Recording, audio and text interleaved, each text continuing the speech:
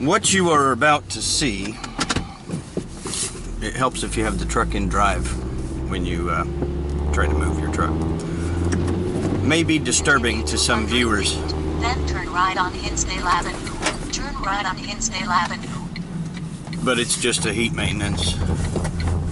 And I must apologize to Nicholas Rowan that I did not break out the combustion analyzer. I did it the old-fashioned way that I've done it.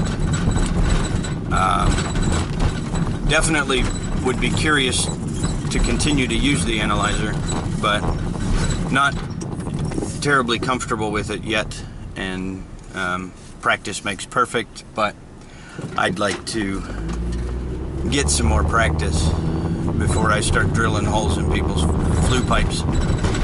But anyway, it's just a heat maintenance and a crowded basement, cellar, whatever you want to call it. Hope y'all enjoy. Thanks for watching. We've got a standard 80% furnace with a media filter cabinet on the side.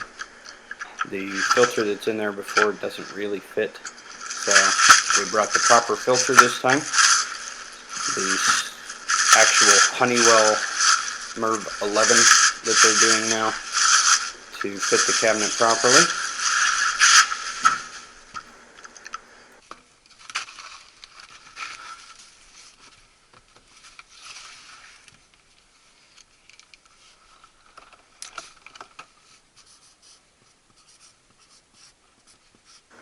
Especially with media filters that can last up to 1 year, I like to make sure that I date the filters before I cover them up, so that the next technician can have some idea of how long it's been in there for the level of dirt and collection that the filter has.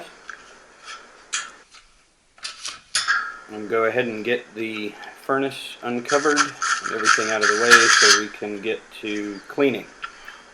On maintenance calls, I usually go ahead and clean everything first, simply because I'm doing a maintenance. On a service call, I would follow these same steps so that I could confirm what the problem was before offering maintenance to the customer, depending on what the potential issue may be. So we're getting everything set up before we fire up the system and clean the system.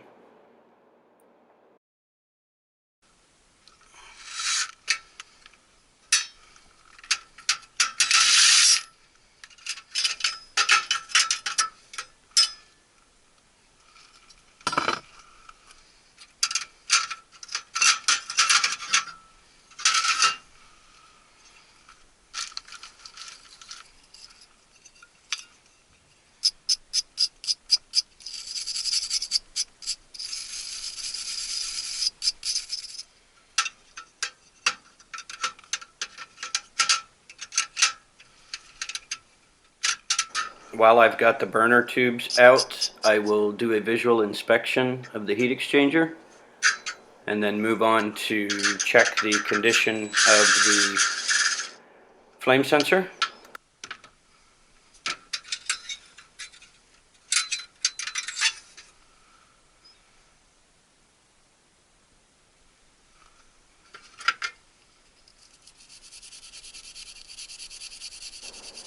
I use a basic brass brush to do the cleaning of the flame sensor, and when I come across a spark igniter, I'll use the same brush. I was told many years ago by a senior technician that if you use sandpaper, there is silicone embedded in the sandpaper that will actually create a film on the flame sensor and can weaken its signal.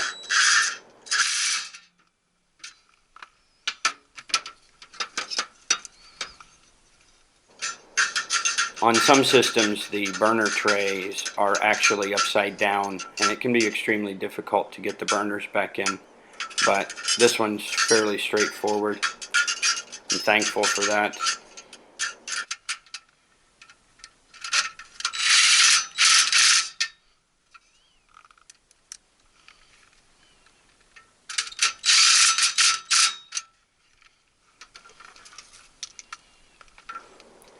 Once we've got the burners back in, we're going to go ahead and check the igniter.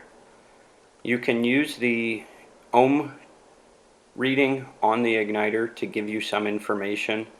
At one time I was very familiar with the different types of igniters, hot surface igniters, and could tell you if it was bad based on the ohm reading. I've lost that information since I've been working on a lot of heat pumps in the past few years. But we're getting set up to check the startup on the system, and that's going to include the amp draw on the inducer motor, the draft on the inducer motor, the flame sensor signal in milliamps, the the amps on the igniter as it starts, and gas pressure.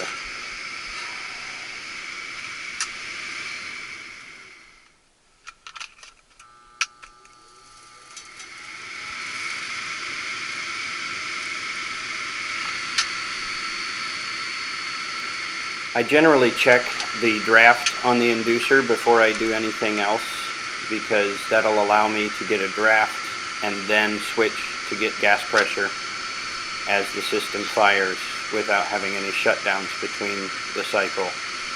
The whole idea is to be able to allow the system to run it through its normal operations and check things as it runs through that sequence.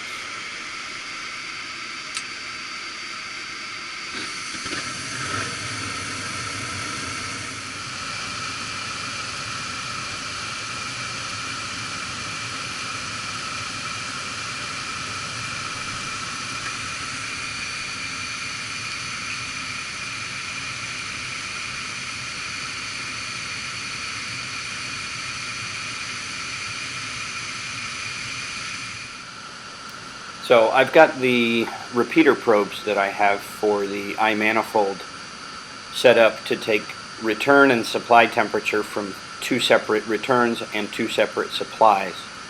More for the curiosity to see how the difference in the ducts, the temperature is in the different ducts, but interesting information regardless.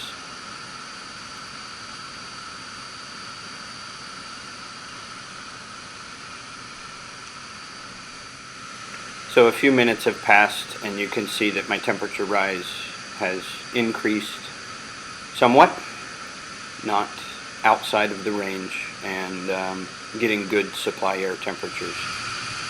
At this point, just for showing you one thing that I do on a service call, I picked up this T-fitting to allow me to check the draft of the inducer while it is operating. This particular setup would be if you were suspecting that the pressure switch was falling out during a running situation. Allows you to read that draft during operation.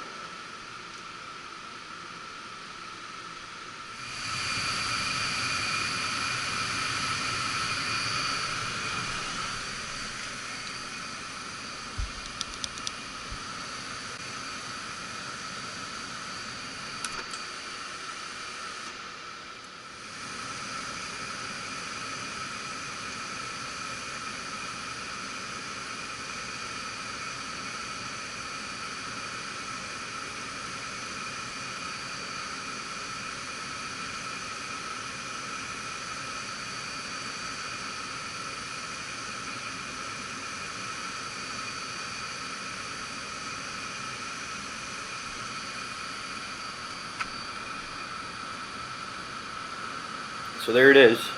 That is my process for a gas furnace heat check. Nothing terribly exciting, but these are the final temperature rise numbers that I got. Thanks for watching. Like, subscribe, comment, and share. and we will see you on the next video.